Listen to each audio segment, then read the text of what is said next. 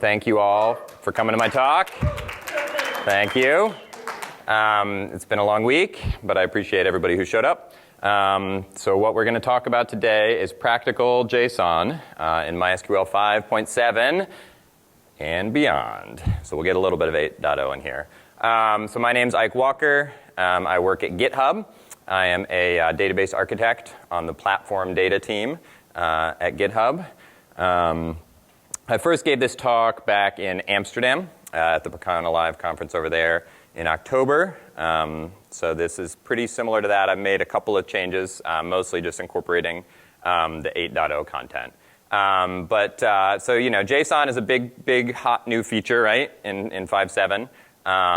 What I want to go over in this talk is some of the history, because it didn't come out of nowhere, right? Like, it's not like now that we have JSON support is the first time we've ever stored JSON in MySQL.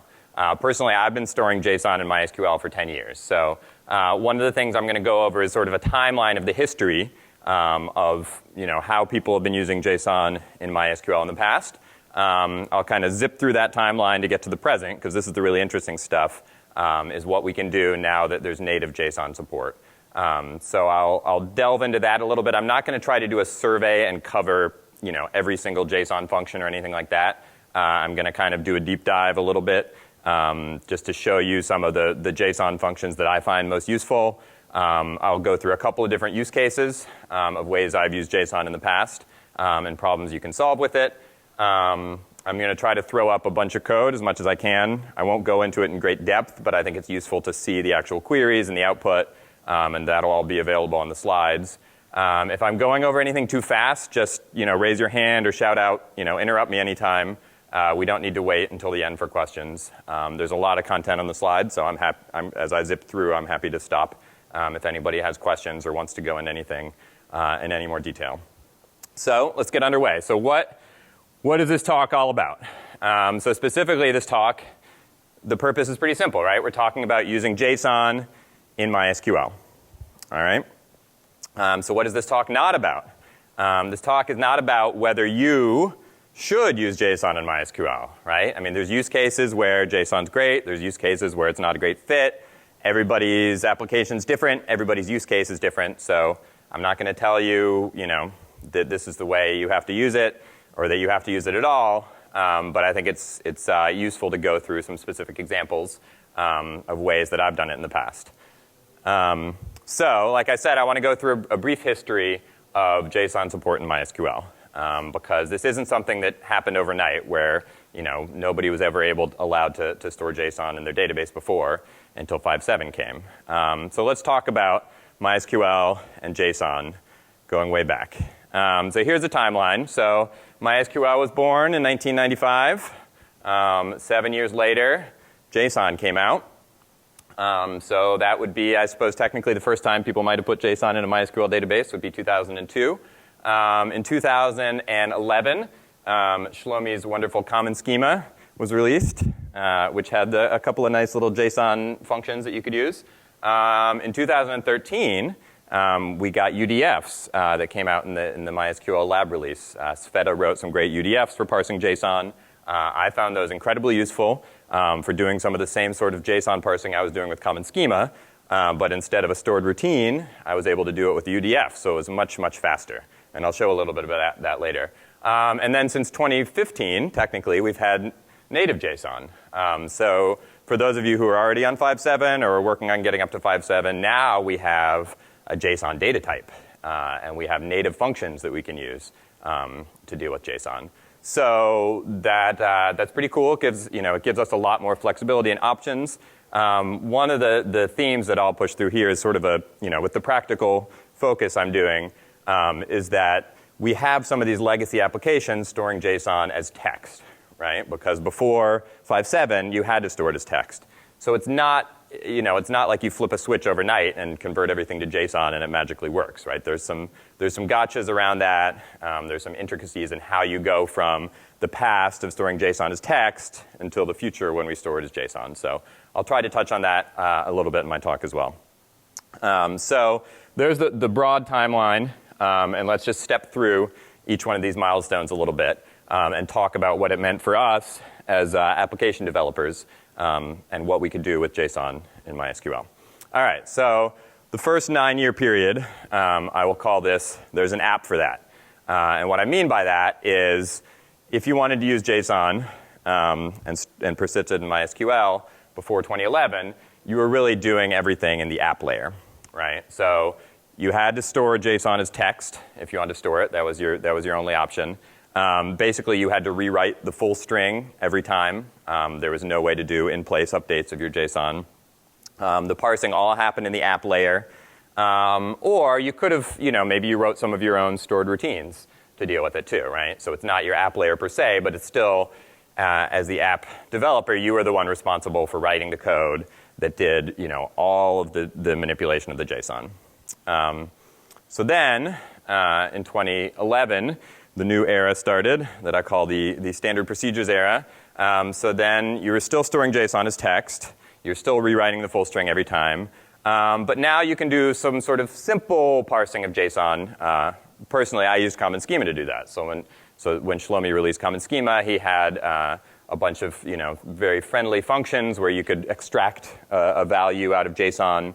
I'll show some examples of that. So a couple of specific functions that I used a lot from Common Schema. There were others, but the get option function and the extract JSON value I both found useful for sort of simple JSON parsing. It's nothing fancy, nothing super deep nested JSON, but this is powerful stuff. It could work pretty well, at least when you could tolerate the performance overhead of running these stored routines.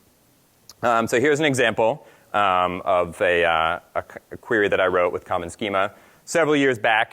I blogged about this at the time, and so I just copied this example from that. So what I had here was I had an event table that was storing JSON string and then a count of events. So basically a count of events for these relatively low cardinality JSON strings. And then, so I stored the data as JSON so that I could have kind of a flexible schema of what sort of attributes I was storing.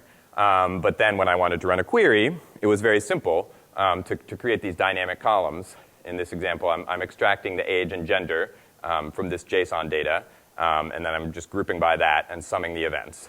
So this was pretty cool. I could easily run a report on my fact table that was using JSON with the help of Common Schema. Thank you, Shlomi. So now let's move on to the next great era of JSON in MySQL. This is the lab experiments era, where we had the lab release, where Oracle gave us some UDFs that we could use to do some similar JSON parsing. So what did this change when we had the UDF? So we're still storing JSON as text, right? That didn't change. There's still no JSON data type. But now we can do much faster parsing of the JSON because we're using UDFs, which are compiled instead of being interpreted.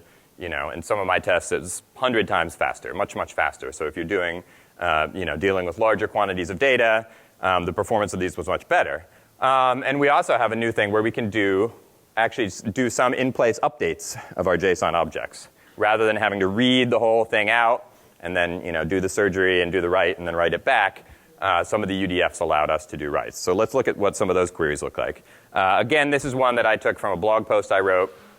This is using the same fact table that I had before, where I'm extracting the age and gender, and I threw state in here as well to generate this report and summing events by those dynamic attributes. And this looks very similar. The syntax of it, you just give it the column name and then the attribute name that you want to extract, and you get your report. And the benefit here was that this is much, much faster, 100 times faster, whatever, running the UDFs as compared to the stored routines. So now, I say 2015 because that's when 5.7 went GA, but obviously it all depends on how long it takes you from that point until when you actually get 5.7 into production in your environment. But now in the present day, we've got native JSON support. So we've gone through the history. What can we do now going forward? So we've got options now, right? We can store the JSON either as text, the way we always have in the past. You can still do that. The native JSON functions will accept either text or JSON as inputs. But you can also use the native JSON data type. We'll talk about this a little bit more. But there's definitely some benefits to using that data type. So the JSON data type is a little different than storing text. It stores it as binary, and the keys are sorted, which has some implications we'll get into later on. You get faster access to the embedded data, obviously, because the keys are sorted, and the data structure is a little bit more optimized for that. So if you're dealing with, slightly larger JSON objects, or even just, doing a lot of function calls, you'll find you get better performance extracting that. You can also do updates. You can update those values with native functions, which there's a convenience component to that that's really great to be able to do the in-place updates. The performance is not totally there. I'll touch on that a little bit later, some of the differences between 5.7 and 8.0. But the sort of high-level thing that you should think about with the current implementation is if you're doing an update of a JSON object, a JSON data type, it really has to rewrite the entire blob. It's not really optimized to do in-place updates yet. There's work underway for that in 8.0. But currently, if you're running 5.7 or even playing around with the DMR of 8.01, the write performance, the update performance is not as good as it could be because it's not doing in-place updates. It's really rewriting the whole blob. So another great thing we have is that with the native JSON functions, we've really got a whole bunch of native functions. It's we've gone from the small set of what I used to run from Common Schema to the UDFs that had a larger set, and now it's much larger. There's something like 20 JSON functions in 5.7. So you've got a lot of different options. I'm not going to go through every one of those functions, like I said before. I'll go through some of my favorites, the ones I've found useful for specific use cases. But I recommend you go onto the docs and the reference manual and play around with it because there's a lot of really cool stuff in there. All right, so now let's get to some nice meaty examples. I've got a couple of different functions that I want to talk about, and I'll show just very, very simple use cases. Let me know if you have questions about it or if any of it isn't clear. But I just want to illustrate sort of, as a beginner's guide to getting started using native JSON, these are some of the functions you might want to start with. So first of all is JSON extract. That name might look familiar. That was one of the UDF functions. That was the one that I used in my blog post and in the examples I showed before. So this is a similar example query to what I did before. So I've got my fact table. I've got this event data JSON string. I want to extract an element from that, group by it, and sum up my events.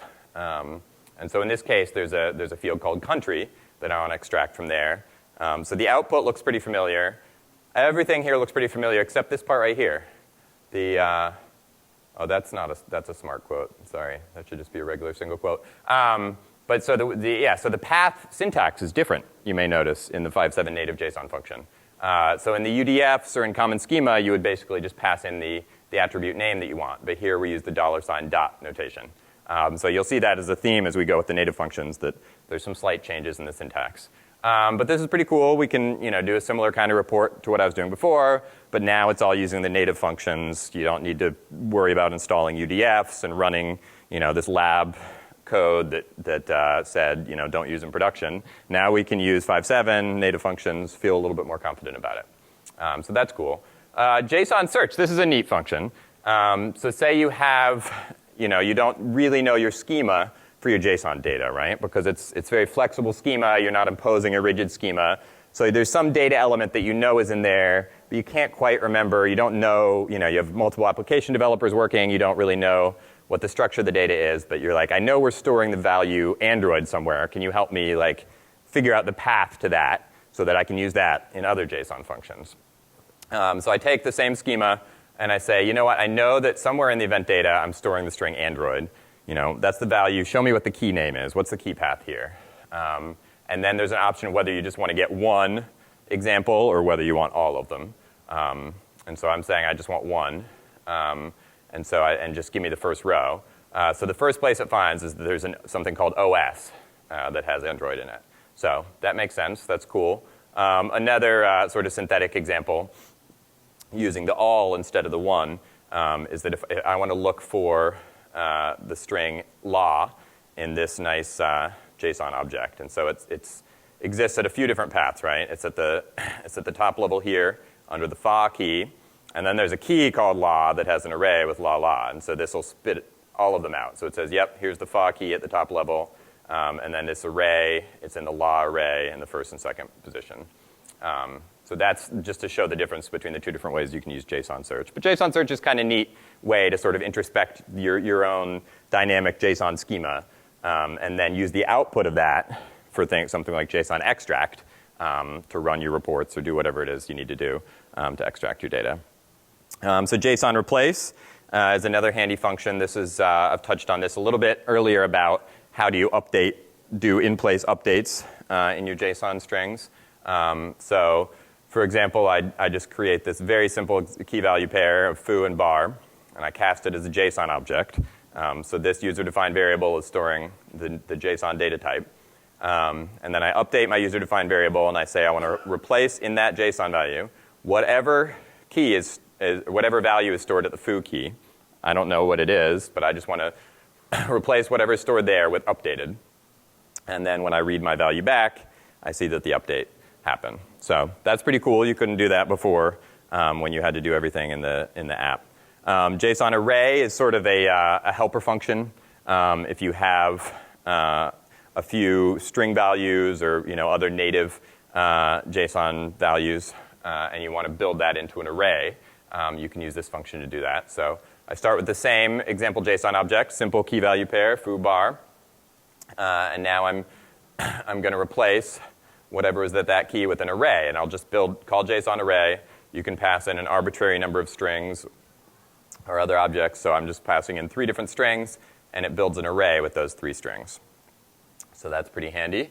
Handy way to build arrays. Likewise, there's a function called JSON object that you can use to build an object, not necessarily an array, but you can put in an even number of arguments, because it'll build the key value pairs that way. So in this case, I'm making a nice James Bond JSON object.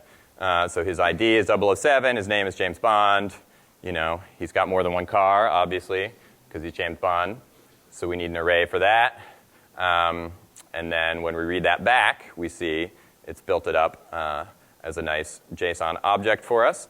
Another thing to point out here, I mentioned before that the keys are sorted in the native JSON type. So you can see that sorting there where you write it in sort of an arbitrary order and you read it back in sorted key order. So we wrote ID and then name and then cars. But when we read it back, cars comes before name because it's been sorted. You might also notice ID didn't get sorted. ID should be sorted after cars and before name, right? Well, no, because ID isn't like any other key. This is, every JSON object has to have an ID. So ID is special. It gets to go first no matter what. And I'm sure James Bond wouldn't have it any other way. All right. So here's another subtle thing that I think it's important to know about the way JSON works. So we've got the way that simple comparators work, like the equals comparator in MySQL, works a little bit differently with JSON than what you might expect. Because what it's trying to do is it's trying to take values that are equivalent and return and treat them as equivalent with the equality comparison, even if it's a different data type. So if I have the string of hello, this is just a string value, and I want to compare that to a JSON object that is just the string of hello, even though those are maybe you would think they're different, it's the JSON comparator.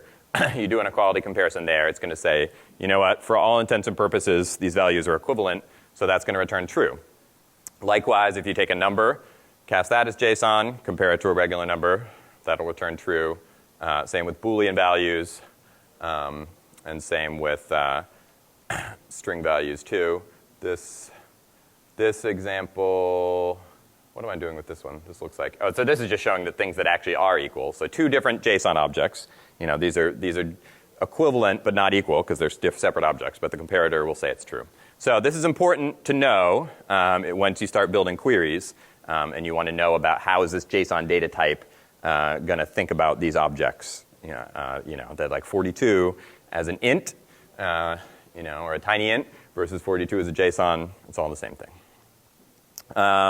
So that just scratches the surface. Like I said, this is not a summary of all, a survey course of all the JSON functions. I just sort of wanted to hit some of the quick ones to get you started. And then, once you start using those, you won't be able to stop. So the reference manual is great. You can click in, get all of these. One that I will point out here is there's this nice little bit of syntactic sugar, this arrow operator. Which is because there's a very common pattern of extracting values, using JSON extract like we showed. So there's a shortcut for JSON extract is just to use the arrow. Those of you who are familiar with JSON in Postgres, Postgres has this as well. But then when you do a JSON extract, I think I glossed over this before, but the value that's returned is a JSON value. So for example, if you have a string and you call JSON extract, it will be returned with the quotes. It's a quoted string. And often you don't want the quotes. So there's another function called JSON unquote. So that's a very common pattern of doing JSON extract, wrap it in a JSON unquote. It's very verbose syntax. So you've got the syntactic sugar where if you just want to do JSON extract, you use the arrow. If you want to unquote, do a wrap call of unquote and JSON extract, you've got this little double-headed arrow. Nice little piece of syntactic sugar. Makes your code, a little bit shorter, a little bit more readable. So I definitely use that. I think I forget how many, I use sort of a different mixture in the example queries I have, but that's something to definitely be aware of before you take a deep dive into all of the functions. All right, so we've gone through the history of JSON in MySQL. I've talked about, some of the specifics of what we can do with native JSON now. So now I want to get into a couple of use cases. I talked before about how JSON's not for everyone, but here's a couple of specific problems that I've solved in the past, or that you could hypothetically solve using JSON. So I think it will be illustrative to go through these examples. And again, just raise your hand or shout out if you have any questions about any of these. So use case number one is flexible rollups. So this will look familiar because most of the sample queries I've been using before to show what I did with common schema or with the UDFs, we're using this flexible rollup pattern. All right, so what's the goal of this? So I want to basically support different fields for multiple customers with a single dimension in my fact table. So this example was from when I worked at an ad tech company. And so we were running ad campaigns for different customers, and different customers wanted to track different metrics. But I wanted to come up with a generic schema where I could track all the customers in the same table, even though they had slightly different pieces of data that they were using, contextual data that they were using to track their ad campaigns. So the one requirement being I tried to use relatively low cardinality fields so that this JSON field that I was rolling up on didn't have, an explosion of rows where it wasn't worth rolling up at all. So just as a simple example of different kind of data that our advertisers were tracking, some people wanted to track ad campaigns by age and gender, for example. So that's cool. We can do that very easily with this JSON string. Whereas other ad campaigns, different customers, or even different ad campaigns for the same customer, they wanted to track by country and operating system. Okay, that's pretty cool. That's a simple string. So what does that look like when we try to create a schema for this, and we try to move forward? So first of all, let me just say, this is sort of a naive example. I'm going to say, okay, I want to track all the events that happened for a specific ad on a specific date based on that JSON string, right? So I'll create a rollup table. I'm going to use the JSON data type, right? Because I'm on 5.7. Why not? Let's just push it all into the native JSON. And since it's a rollup table, I want to make sure that I have a unique index on all my dimensions, right? So I don't insert the same data more than once. So I put a primary key on the date, the ad ID, and the JSON string, right? Seems like a good idea. But no, that's not going to work. So this is our first gotcha we've hit. Is that JSON columns can't be put in an index. You can, as we will see later, you can extract individual attributes out of the JSON using another great 5.7 feature, which is generated columns. But if you want to, if you try to index the entire JSON string using the native JSON type, MySQL is not going to let you do it. But that's OK. There's always a way in MySQL, right? Just because the first thing you try doesn't work, there's always some way to make it work. So let's see. What can we do? So why don't we just use text, right? That's what I've been doing for the last 10 years, storing JSON as text. So no big deal. Those strings didn't look too long, but I'll use a varchar 750 just to make sure I have enough space. And I'll just stick that in my primary key. No problem, right? So that's one way to do it. Another way to do it is with generated columns. I really want to store my JSON in the new data type, right? Like I don't want to have to go back to store it as text. That seems like a step in the wrong direction. So here's what I'm going to do. I'm going to store the event data as JSON, and then I'll create a generated column that converts that JSON to text. And then once it's text, I can put it in my primary key, right? No problem. So there you go. I've got, with a generated column hack, I can stick that in my primary key. It's the same data that was in there before, but just casting it as string lets me do it as long as the string length is short enough. Thank you. That as long as the string length is short enough that it's not going to exceed the maximum index length, which of course will vary whether you're using an ODB large prefix and what flavor of NODB you're using and everything. So that's another hack. So what does the query look like? If we use one of those two hacks, now we can extract age from the event data, just like we were doing before. But instead of using JSON extract, I'm using the syntactic sugar. So I run my report. This looks very similar to what I did before. The one difference that you'll notice is I've got these, the strings are quoted because I use the single-headed arrow rather than double-headed arrow. So if I wrap this in JSON unquote or use the double-headed arrow, then I would have gotten just the raw strings without the quotes. Likewise, I can do it by country. This is showing the JSON unquote way to get rid of the quotes. This is more likely the way I would do it. But it's the same thing, just using JSON unquote with the syntactic sugar. I could use the double-headed arrow the same way. All right, next use case, configuration data. This is also from previous job where I worked at an ad serving company. So what was the goal here? We wanted to be able to basically store extensible configuration data of an arbitrary depth for every ad.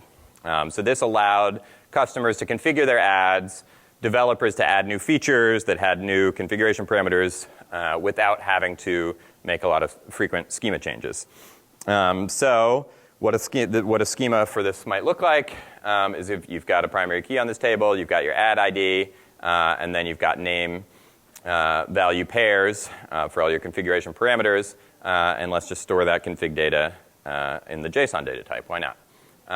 So this is an example from back then of sort of what some of this configuration data look like. We've got a hex ID. We've got multiple objects embedded in here with a hex ID, and then type, UUID, et cetera. And then similarly, I've got paths and actions. I've got arrays in there, all sorts of great nested JSON data. And so how do I query that? So again, we're going to go back to JSON extract. This is the most common one. So say I want to get the subpaths for this specific path. I can pass in that using the new path syntax, and it'll return an array back that has those three subpaths. And now I'm going to do an update using JSON replace, another function we saw recently. And I'm just going to put 2 values in there and then read it back. And instead of 3, we've got 2. So there's a use case where you can read the data, you can update it, read it back, and see the changes. Likewise, here's a simpler select. So rather than reading out a specific path to get values, what I'm doing here is I'm using a wildcard to say basically, let's jump back to the, I'll show the example here. So these 3 objects, I want to know what their type is. So I don't care what these arbitrary keys are, these hex keys. I just know that each one has a type. Show me the type. So I have a simple way to do that with the wildcard. So basically say, show me a type under any key. and it returns all 3 of them as a JSON array. So that's pretty cool. JSON search is another function we used before. Here's one where I've got some string somewhere in my JSON. I don't know exactly where it is. I want JSON search to give me a little help me find it so I can get the path, and it'll tell me exactly what the path is to it, including the index in the array. So that's pretty cool. All right, use case number 3 is EAV antidote. So this isn't a specific way that I've used JSON in MySQL. This is more taking a common anti-pattern and looking at a possible way to use JSON to solve this. So the goal here is we want to store entity attribute value style data, but avoid the anti-pattern. So what anti-pattern am I talking about? So Bill Carwin wrote a great book on SQL anti-patterns. One of them that he talked about was the entity attribute value problem. I'm not going to go into great depth on that anti-pattern. I recommend you read the book. It's a great book, totally worth it. But I will use an example that he had in that book, which was storing bugs and features in a single table. So in Bill's example, he had an issue table, and then issues had attributes that were just stored as key value pairs. So obviously that's not a great schema. So let's look at some ways to fix that. So one way to do it is you can just cram all the dynamic attributes into a text field. So since this is a polymorphic table, we put the type in, and then we cram all the attributes in there in text. That's one way you could have done it in the past. But now that we have JSON, don't put it in text, you put it in a JSON column. So we've got this attributes column that stores JSON, and this will have all the dynamic attributes for every bug and every feature. And then we see for the first time using generated columns to extract specific attributes out of your JSON. So I don't necessarily know up front what every attribute is going to be, but I know that there's a few specific ones that many of my rows will have. So a bug will always have a severity. Feature requests don't necessarily have it. A bug will probably have a version affected, and a feature request will have a sponsor, right? So I can actually expose these as individual generated columns by extracting them from the JSON. And I could even take this one step further if I wanted to, if there was one of these attributes that was going to be there for every bug and every feature request, I could define this as non-null and let the generated column enforce this piece of the schema on my semi-structured data. In this specific case, we expect these to be null sometimes because some of them are only for bugs and some are only for feature requests. But that's another layer that we could put on top of that. And that's another cool way to use generated columns. So speaking of JSON and generated columns, let's look at some of the ways those work together. Because these are 2 new features in 5.7 that play off of each other really well. And there's some really powerful things you can do with them. So what can you do with generated columns and JSON together? So what you can do is you can expose one or more of your JSON fields as a table column. You can now index them, right? We looked before, you can't index JSON data, but you can index specific fields from your JSON using generated columns. A general rule of thumb is that you can use the virtual generated columns instead of stored generated columns, except for a few specific use cases. I think if you're doing a primary key index of full text or GIS, that you need to store it. But otherwise, you can use the virtual variant of generated columns just fine. So let's look at some examples. Still sort of riffing off the same schema. We've got our event table again. We've been extracting age from there. So what we're going to do is we're going to create a generated column that extracts age from event data. So that what does this bias? Well, now the SQL that we're running to generate a report is much more simple. I just say select age because this is a column in the table now. So I can select it, I can group by it, I can get the same report without having to have the verbose JSON function syntax in my query. So example number 2, let's take it to the next level and add an index, right? That's another cool thing we can do. So I'm going to add a gender column, parsing that out of my event data. And then, so why would you want to have an index? Well, now that I have an index, I can add it to the where clause and avoid having to do a full table scan. So let's just get all the events where gender equals female. That's going to be a fast query because I built that index. All right. So let's talk about, I've hit on a few times the idea that you can store JSON as text, and you could use the JSON data type. So what are some of the reasons you would use one or the other? What are some of the differences? So the general recommendation would be use the JSON data type whenever you can going forward. There's a few examples I've seen, using specific problems I've run into in the past. So one of them, if the column has to be in a primary key, obviously this is a rare use case. Usually you wouldn't have JSON data in a primary key, but some of the rollup tables I showed before where it's a dimension, it kind of makes sense. So if you need it to be in a primary key, use text instead of JSON. You can use some of the workarounds I talked about earlier with that. If you need to store heterogeneous data, say some of your rows are strings that aren't technically fully formed JSON and some of them are JSON, then you're going to need to use text. I find this particularly relevant for legacy systems, where you've already persisted a bunch of data. You've been treating it as JSON, kind of, but now you want to update your schema, change the type to JSON. If you have a single value in there that's not legal JSON, you can't alter table. It'll fail. So if you've got that heterogeneous use case, at least transitionally, until you can go in and scrub your data, it makes sense to keep it as text. Like I said before, you can still use all the the new JSON functions. Input for those is text or JSON. But there will probably be at least some use cases while you're upgrading where you need to keep it as text. And also, this is another limit I've hit. If your JSON data has a depth greater than 100, then you need to use text, because if you try to query that data back using the JSON data type, it's not going to work. At least last I checked, the maximum depth supported was 100, which should be more than enough for most people, I would think, but I happen to have some data that violated that. So I've hit some errors with that in the past. You'll see that again in a couple of slides. So text versus JSON, as we talked about before, the JSON data type sorts the keys. So you can create an arbitrary order, and then you get it in alphabetical order.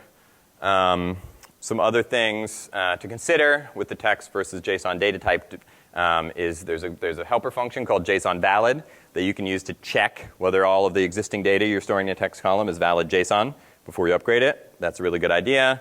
One caveat to be aware of is that the JSON data type automatically uses UTF-8 MB4 character set. Obviously, we should all be using UTF-8 MB4, right? But not everybody does, so something to be aware of. Morgan had a good blog post about that. OK, real quick, a couple of other considerations using JSON. So let's talk about read-write balance. So the new JSON data type, as currently implemented, is really read optimized. So as I mentioned before, every update requires rewriting the full object. It can't do in-place updates in the blob. So this is something to consider. It's read optimized. Write performance is not as good as it could be. Thankfully, there are performance improvements underway. There's a couple of work log links that Morgan gave me to show some of the work being done.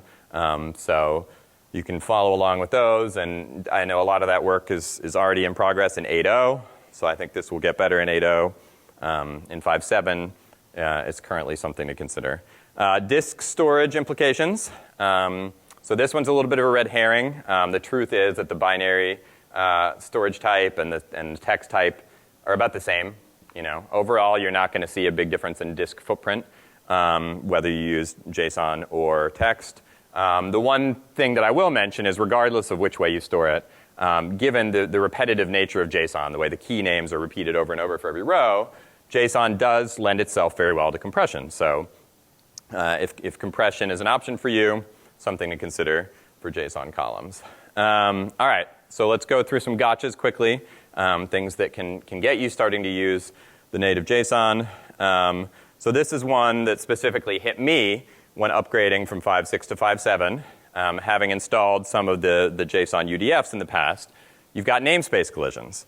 So if you had installed the JSON UDF for JSON extract in 5.6, and then you want to upgrade to 5.7, where there's a native function with that name, you can't do that. You've got to drop the UDF first before you can upgrade to 5.7. So not relevant to everybody. If you're not using the UDFs, it doesn't matter. But if you are, something to definitely be aware of.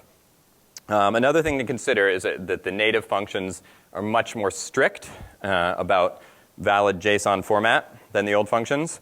For example, here's a 5.6 machine where I use the UDF, and I say, hey, extract foo from this empty string. And the UDF's like, hey, no problem, null, whatever. It's not there, but that's not valid JSON, but I don't care. I kind of get what you're talking about. But the native function is much stricter. So if I call the exact same thing, I say, here's an empty string, extract the foo key, it's going to give me an invalid JSON text error. So something to be aware of if you've been using JSON as text before and now you want to use the native functions is that they're much more strict, which is consistent with the way MySQL has been getting stricter over time, mostly in a good way, right? But just something to consider. Another thing to think about is the output of the native functions, obviously, is JSON instead of text. So we were used to the old function output text, right? So you extract foo from foobar, you get just a string of bar. Using the native functions, you get this quoted string. So that's something to get used to. You can use JSON unquote to deal with that. It's not a big deal, but it does mean that you can't use the exact same function calls that you had with the UDFs to use native functions. You have to rewrite them a little bit. So a bit of a pain, but just something to be aware of. Likewise, the path syntax changed, right? We talked about how you used to just pass in a key name. Now you've got this, the new $. Syntax. So get used to that. Another thing, we mentioned this several times. You can't index JSON columns directly, but generated columns are a great way around that. Here's a kind of a weird catch-22 that I had with one specific table. So I wanted to use the JSON valid function to see if all my JSON was valid, but some of my documents exceeded the maximum depth, which, like I said, was 100. So I couldn't call JSON valid on every row because some of the rows were too deep. And I couldn't call JSON depth on all the rows to find out which one was over 100 because some of them were invalid JSON. So I get this catch-22 where I need to validate two different things in my data, and I can't do both of them across the whole table because they are mutually exclusive. So it's a pain, but it's kind of something you're unlikely to hit. Just worth pointing out since I specifically ran into that. Very quickly, some of the great new stuff we can expect in MySQL 8.0. So we've got these new JSON aggregate functions. I'm not going to go into great detail on that. I've got links to all this, so you can go play around with them. But you have an array ag and an object ag. So basically what those do is for a function that returns multiple values, rather than returning a vertical result set of those values, you can create an object or an array to get one single return value that's an aggregated JSON object. That's very handy. There's a JSON pretty function, which can take one very long line of JSON and sort of, prettify it like that, which can be handy for readability at least. There's some nice new functions to check out the storage size your JSON is taking up, how much free space you have. There's also the JSON in-place work, like I had mentioned before, for in-place updates. That work is underway. From what I understand, I talked to Morgan about this yesterday. He said the optimizer piece is done, and the blob refactoring is done. So we're most of the way, or I won't say most of the way, but we're getting there with 8.0 with more optimized write performance. And now is your chance to help shape the future of JSON and MySQL. So Morgan wrote a blog post recently about a proposal to change the behavior of the way a couple of things work in MySQL JSON handling. So I recommend you read this blog post, put a comment on there, tell them what you think you should do. Sort of the high-level version of it is that JSON merge. So this is a function I haven't talked about before, but that's where you can take two JSON objects and merge them together. So the question is, what should the behavior be if you have overlapping values in those, right? So if you've got two different JSON strings, each of them have a key called A, and there's two values. What do you do when you merge them together? So the current behavior is it just combines all those values in an array. So that way there's no data loss, but that may not be optimal like what you would expect it to do. So that's the current behavior. There's a proposal to change it. You should go on the blog post and put in a comment, say what you think it should do. Likewise, there's also the handling of duplicate keys. Apparently, this is a little bit of a gray area in the JSON spec because it says that duplicate keys shouldn't exist, but it doesn't say that they can't exist, and it doesn't really dictate what you should do if you hit them. So the current behavior is that the first key wins, at least the way MySQL has implemented it. But if you reference it and start to look at how some other programming languages do it, like PHP, I think was an example that Morgan used, their behavior is that the last key wins. So those are obviously very different behaviors.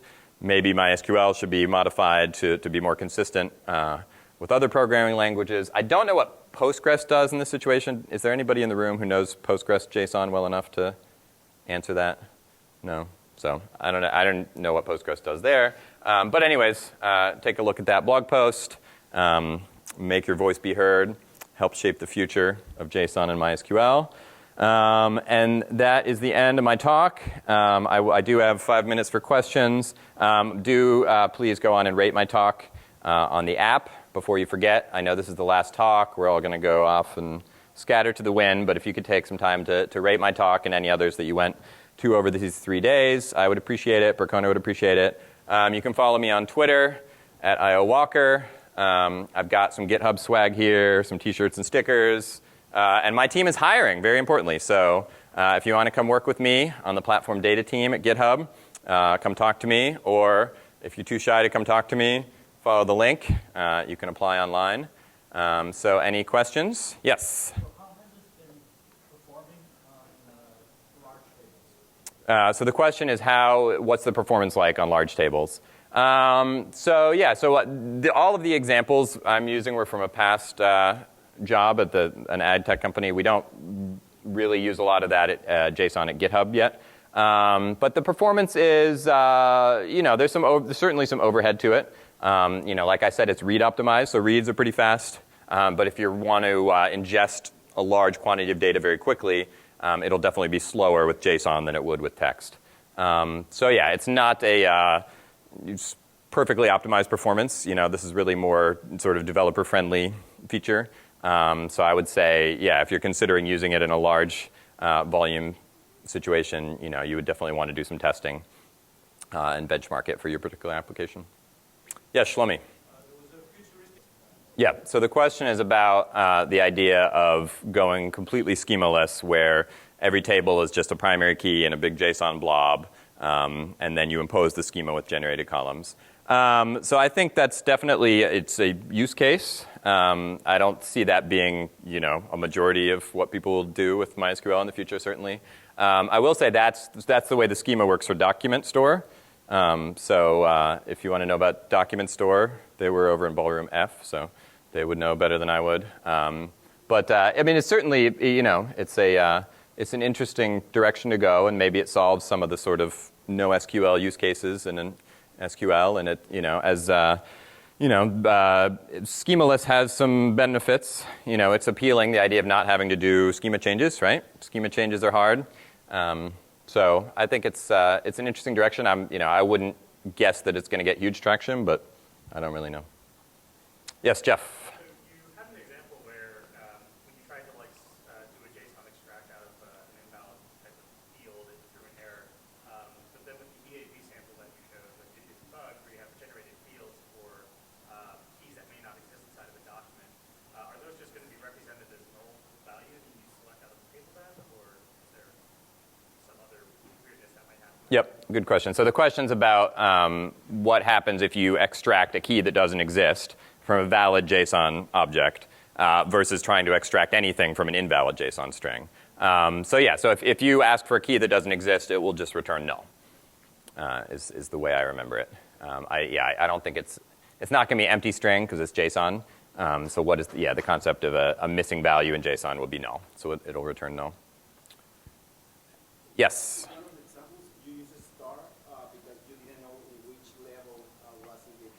Well, I knew what level. I just didn't know what the intermediate key name was. And can that be like a recursive thing, or is it just going to Sure. the next one? So the question is about the example where I had star in the path and how far you can extend that. So it's a very good question. So that's really about not knowing, I knew the depth that I was going to, but I didn't know the exact intermediate key names. So you can extend that to whatever depth you want, but it has to be a specific depth. I can't say, give me this specific key all the way down. I have to know the general path, even if I don't know what the intermediate key names are in the path. Any more questions? All right, we did it. Thank you very much, everybody.